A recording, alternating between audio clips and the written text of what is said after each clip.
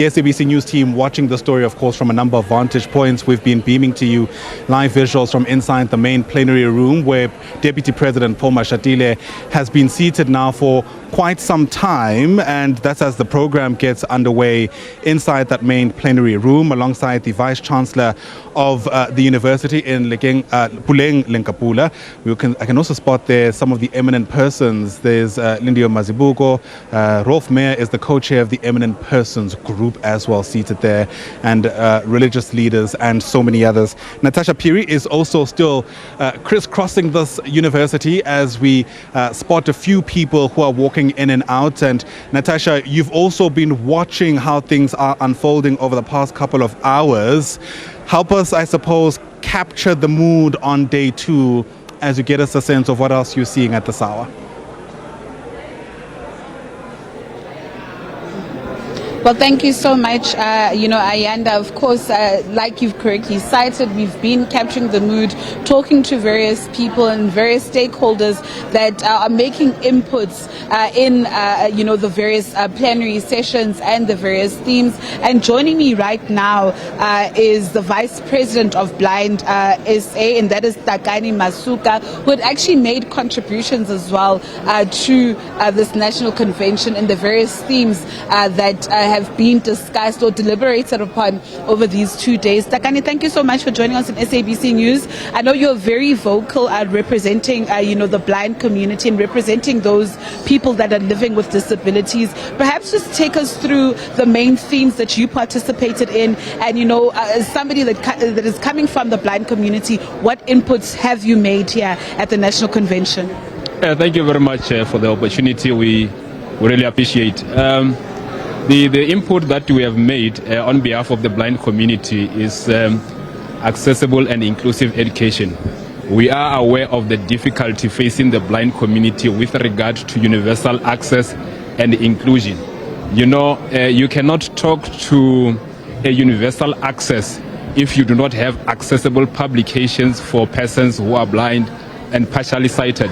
And we take pride at this stage because we have successfully challenged the president of the state by winning the battle on the copyright amendment bill at the Constitutional Court. So it is true that we find ourselves in a space where we are expressing our voice, where we are expressing our frustrations informed by the economic realities on the ground. But then it becomes bad if a blind community is an afterthought. So we need to champion the interests of persons with visual disabilities at all costs. If it means that we need to use courts and many other institutions to get the inclusion and accessibility of blind community as an integral part of our society, so be it in that way. But the voice of the blind community must also be heard as it is an integral part of the community. I'm also just interested in knowing how the process was for you. Was it really all-inclusive? Is it citizen-led? Take us through your own personal experiences. It was citizen-led, I must say, but I think the way in which we are rushing these things when we have these discussions is unbecoming. I think we must try to be detailed when we get to these commissions. We must not discuss for the sake of ticking the box. Let us sit and unpack issues. If it means that we knock off very late, so be it. Because at the end of the day, we really want to understand the real issues that are confronting our community. If we talk about accessibility, we need to unpack it, we need to define it. What do we mean when we say the education of South Africa is inaccessible for persons who are visually impaired? For instance, we have schools of persons with special needs that are in a mess. Infrastructure is in a mess. Teachers who are not qualified are recruited and teach learners who require special education, but you still recruit such. So let us talk about such things. We are not going to resolve all of those challenges using an approach of a blanket approach. So we need to unpack them and become specific, because we can't generalize it. Generalization is not going to assist us to realize the dreams that we would want to fulfill. as the community in South Africa. And just talking about this all-inclusive process, when these conversations now take form and shape, going to the various wards, will blind those living, blind people, be also included in this process in a fair manner when it goes to the communities? Are you not worried about those engagements in terms of the infrastructure that you actually talk about when coming to the blind community? Yeah, you see, that's another challenge. Each time when we have to take part in the junctures of this nature, we have fight. Previously, we were not included. We had to fight to be included in this national dialogue. And it is very incorrect that the organizers or the steering committee would go and identify representatives on our behalf.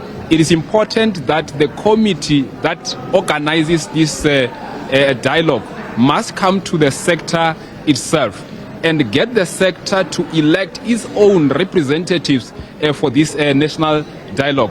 That's the fair way in which you can accordingly include the disability community in general. And going forward, we must also have venues that are accessible for persons with disabilities in general. Persons using wheelchair and crutches, they must be accessible. It must not be a hassle for such people to move around. So we must have a fair manner in which we tackle all of those issues. That's the way in which we are going to have a fair process of participation in this dialogue in general.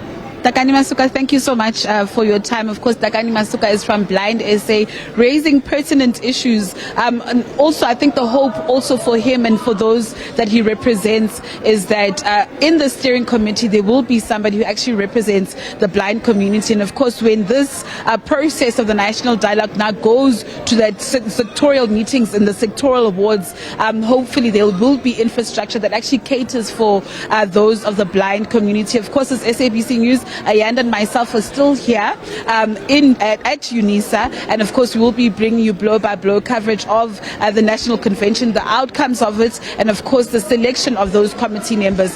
For now, we'll just link to an ad break, and SABC News will be back after that.